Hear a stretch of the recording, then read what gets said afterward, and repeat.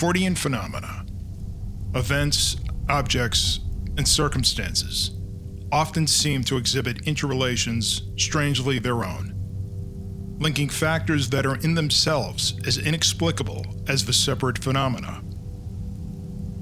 One of the most persistent and intriguing of these linkages involves the spatial juxtaposition of anomalies. A cautious researcher must always take into account human foibles. In this case, the universal proclivity to find patterns where none may exist, before accepting a novel hypothesis. And so, the Ossipee Triangle, central New Hampshire, is not at first glance a heavily anomalized region. The evidence for it is a mixture of fact, folklore, and fancy. That its oddities are for the most part obscure is a significant aspect.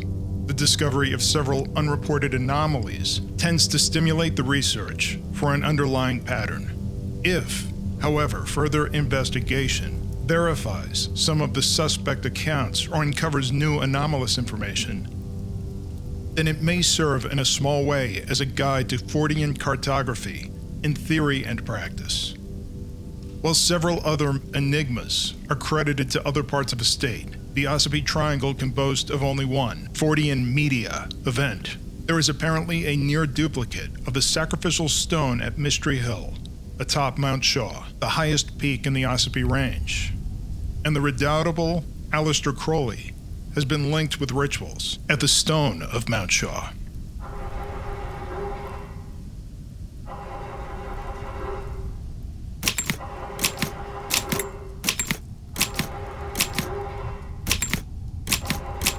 In 1916, America was slowly being drawn into the Great War that had by then consumed all of Europe.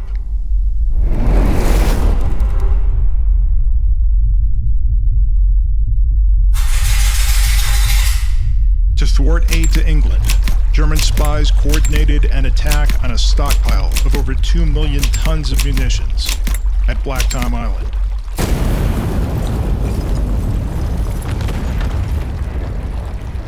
The explosion obliterated the rail yard and left permanent scars on the Statue of Liberty.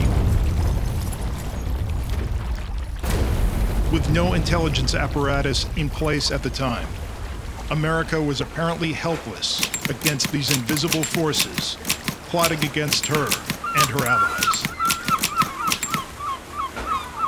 An apocryphal rumor has persisted for some time that the infamous black magician Aleister Crowley was working as a spy for the Allies and against those dark forces during World War I. But at first all we were interested in was whether he sacrificed a live toad on an ancient sacrificial slab at the summit of an obscure mountaintop in New Hampshire that one crazy summer of 1916. Okay, so here we go. In 2013, we were conducting our own investigation into this story. We were not by any stretch professional researchers. We were barely qualified road trippers. But we had read in several weirdo travel guides that Aleister Crowley had come to a Lake Pasquaney for the purpose of a great magical retirement. That Lake Pasquaney was sometimes taken to mean Lake Winnipesaukee, a popular resort area which sat at the base of the Ossipee Ring Dike, whose peak was Mount Shaw. Later, we would learn this was wrong.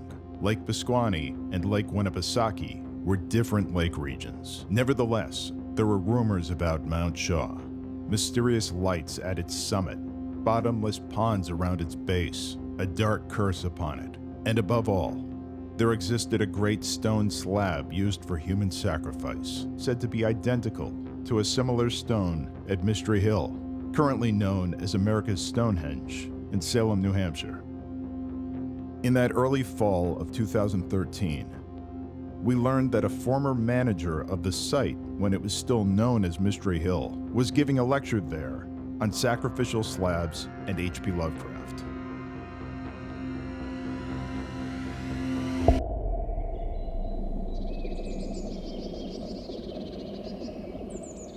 Readers of Lovecraft know his penchant for old stone sites in the woods. Arguably, his greatest work, the Dunwich Horror, written in 1928, published in 1929, depicts a dark scene on a hilltop, the fictional dreaded Sentinel Hill, with a huge stone table used for human sacrifice. And although these are Lovecraft's fictions, one wonders where he might have drawn inspiration.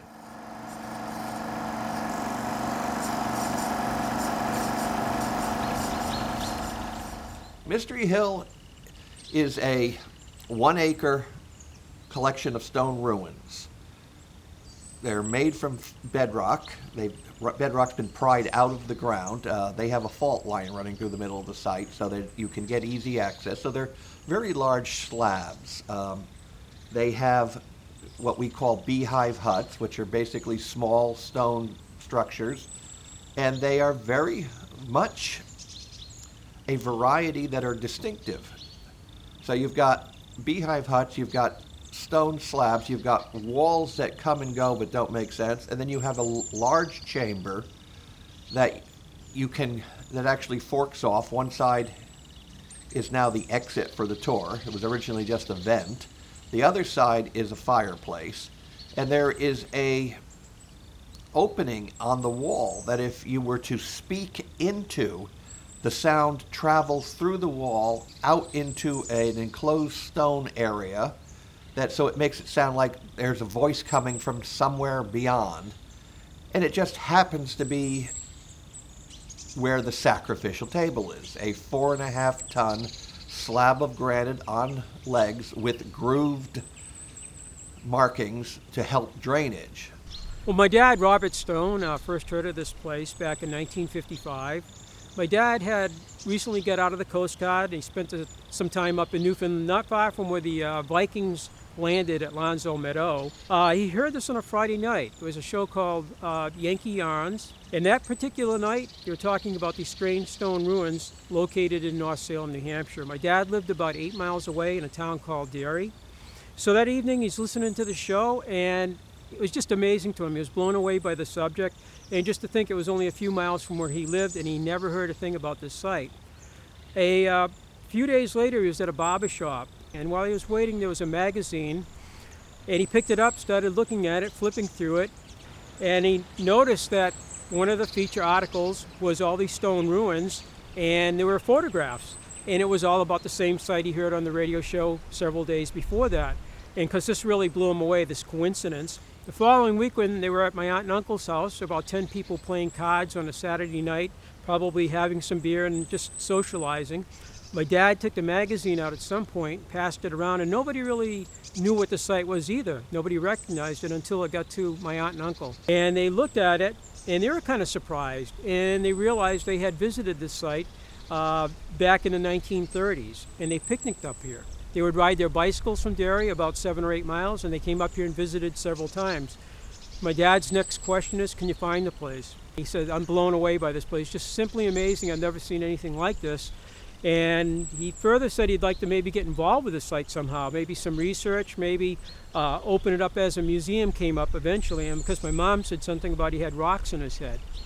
And he did. When I was in college in Haverhill, Massachusetts, I interned for a local business who was the head of the Arts Commission, and he also ran his own PR and marketing company.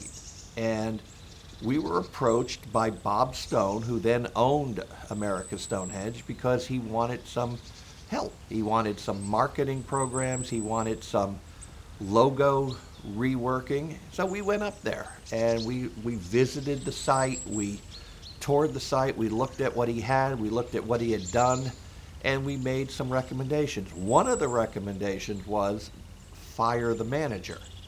That point in the season, there was nobody available to step in. And of course, I was an unpaid intern, and that's how I got to Mystery Hill, as the manager, before I knew anything about it.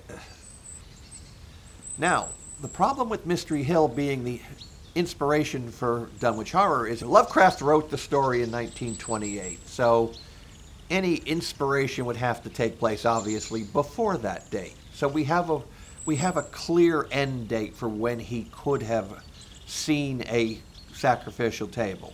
We also have a start date because he wasn't traveling much before the 1920s. 1921 is his first visit to Myrta Little in Hampstead, New Hampshire.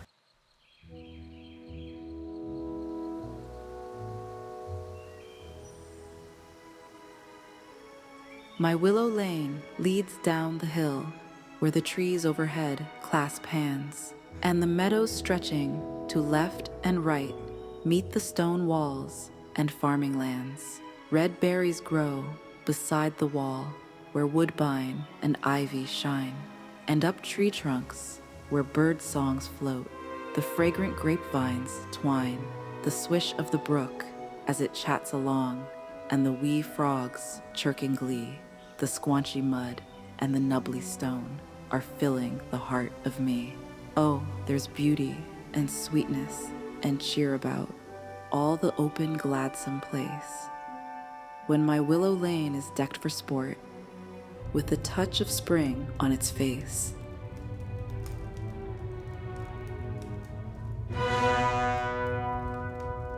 Myrta Alice Little. Where and when she made the acquaintance of Mr. Howard Phillips Lovecraft is difficult to say. They had corresponded for a number of years. They both wrote for the same amateur journalism magazines. And they were both at the beginning of strikingly different trajectories for their literary careers. It was just a few years after the war. She had returned home to Hampstead, New Hampshire from a series of professional adventures around the country. Lovecraft was living like a hermit in Providence with his spinster aunts and his very ill mother, who had just passed away. Devastated and having only left Providence twice for day trips to Boston, he had never traveled so far from home. So the trip to see Myrta Little must have been momentous for him. Unhappy is he, to whom the memories of childhood bring only fear and sadness.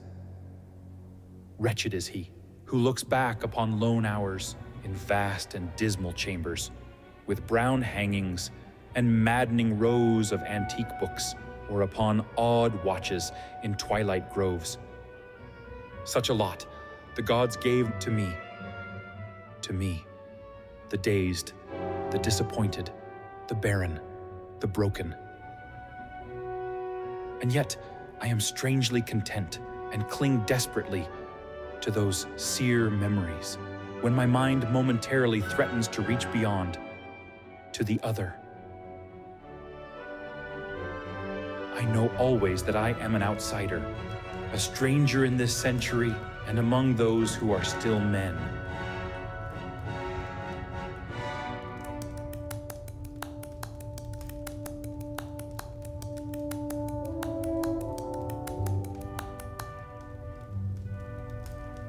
So how did I get interested in Aleister Crowley? Although, isn't everybody interested in Aleister Crowley?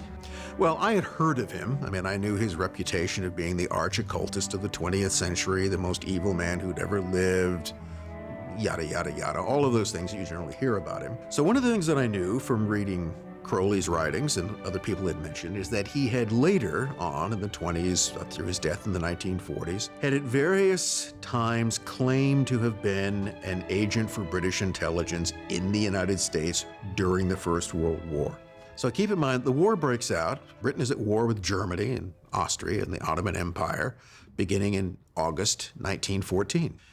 And in October of that year, Crowley arrives aboard the Lusitania, which, isn't sunk yet, but he arrives aboard this doomed liner on Halloween, 1914. He's no longer young at this point. He's going into his 40s.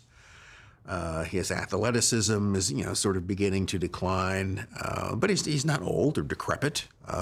He's not this Humpty Dumpty character that he's usually portrayed. In other words, he's not too old to do his bit in the war effort. So either he was there to avoid the war and service to Britain, or, as he would later claim, he was there doing some sort of service for Britain.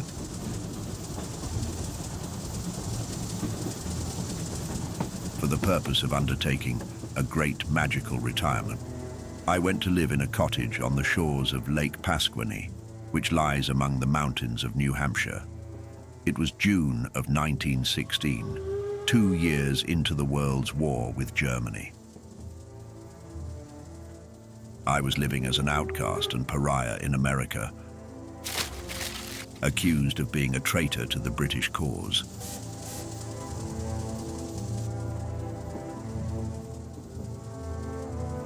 Even so, I was not without friends.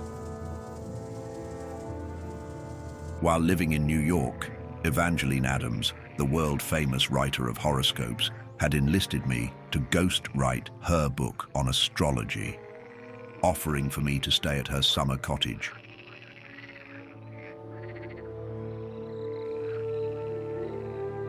Readers of my diaries and veiled works of fiction know another story. I was secretly engaged in battle with a black brotherhood of occultists, all while losing contact with the godlike masters who had charted my destiny so far. My initiation into the mysteries of my own cult had taken a turn into the complete unknown.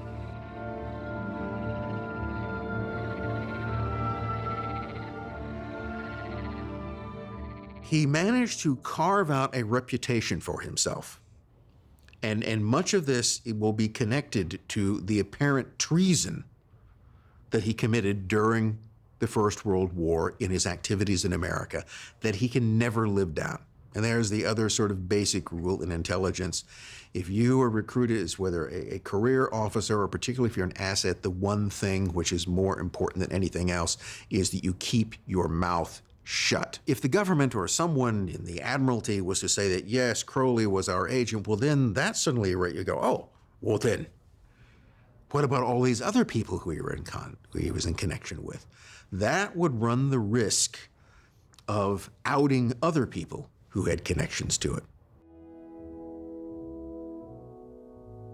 There is only one existing letter from Lovecraft to Myrta Little, and it's Lovecraft accepting her invitation and asking for specifics such as which train station.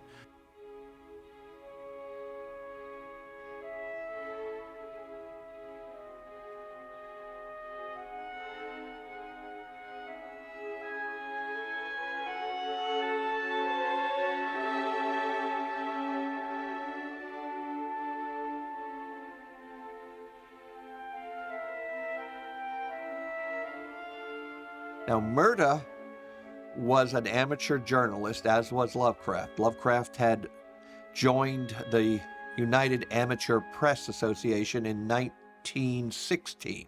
It was about this time that he may have met another member of the UAPA, Myrta Little.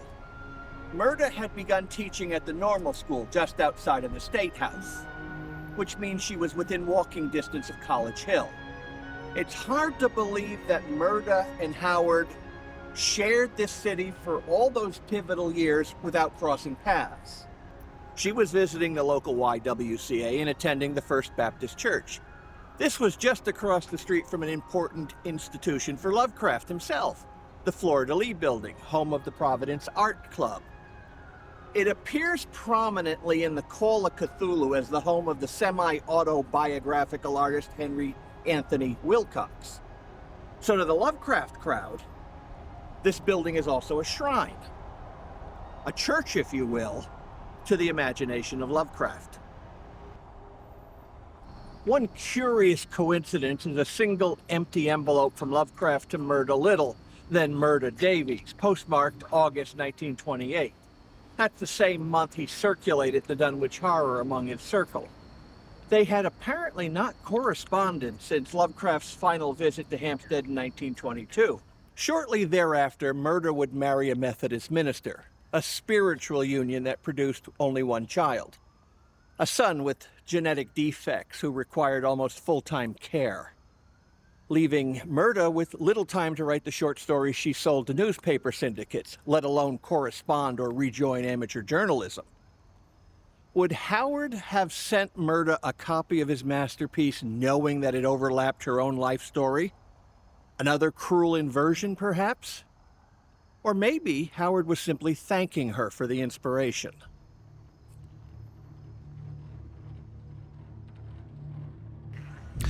Okay, so Crowley's in America.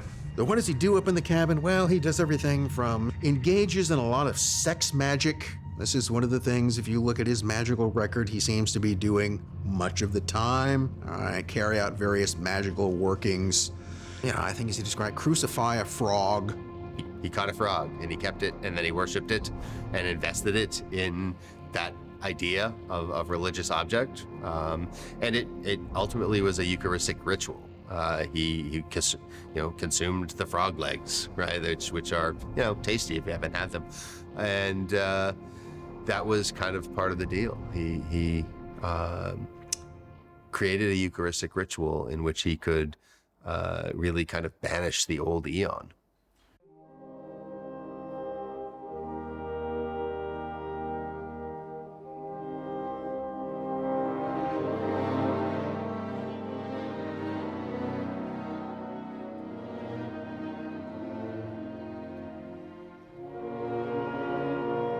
My initiation took on a more strictly magical character.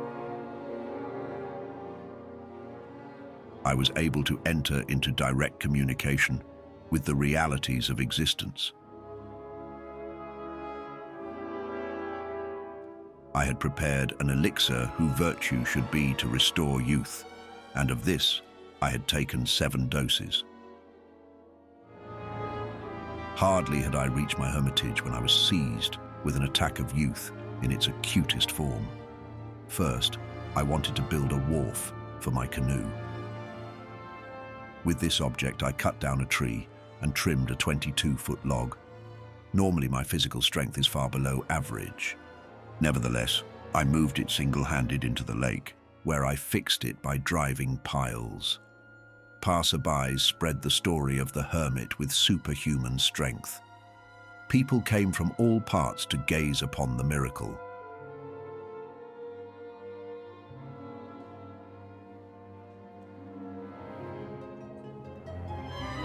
The great tree's fork was marvelous, like the thighs of a goddess.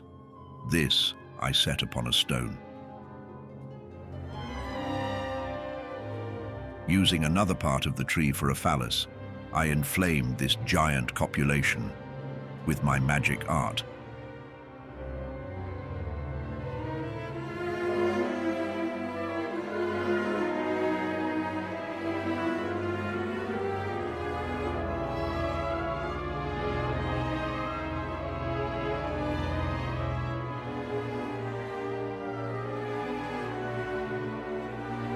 It came to me that a magus must burn up all of his karma.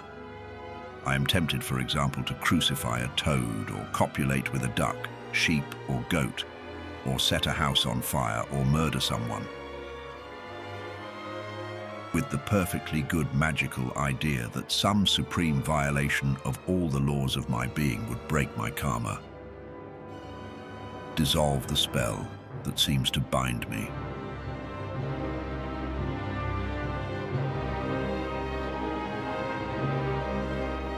I lost consciousness of everything but a universal space, in which were innumerable bright points, and I realized this as a physical representation of the universe in what I may call its essential structure.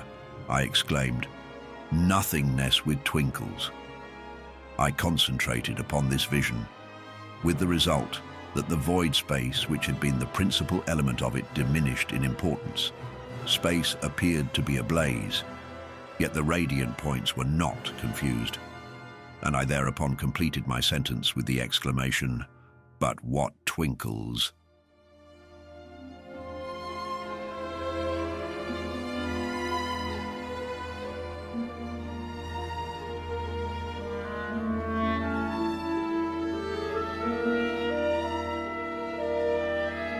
I decided I needed a new girl for the summer. There's long been this kind of, I guess you could call it, sort of urban myth that in some way HP Lovecraft and Aleister Crowley knew each other, and often there's been this attempt to try to connect them together through Lovecraft's later wife, Sonia Green. But maybe, just maybe, the whole idea that there's some kind of connection between Crowley and Lovecraft, and that connection involves a woman, maybe you just have the wrong woman. Myrta Little is the factor here, because Myrta Little's Hampstead home was merely 5 miles down the road from Mystery Hill. In 1921, Mystery Hill was well known. It was the caves. It was Patty's Caves. It was where you went to have a picnic. It's where you went to watch the stars. If you were big on astronomy, such as Lovecraft was, it was a clear-cut hill. It was popular among picnickers, so if he went up there, he would see a sacrificial table. And there's no reason why she wouldn't take him up there, because it was really the only local landmark that might be something appropriate to visit with Lovecraft. If you assume the Dunwich Horror's table on Sentinel Hill is based on actually seeing a sacrificial table. Slumber, watcher, till the spheres, 26,000 years, have revolved, and I return to the spot where now I burn. Other stars anon shall rise to the axis of the skies. Stars that soothe and stars that bless, with a sweet forgetfulness. Only when my round is over shall the past disturb thy door.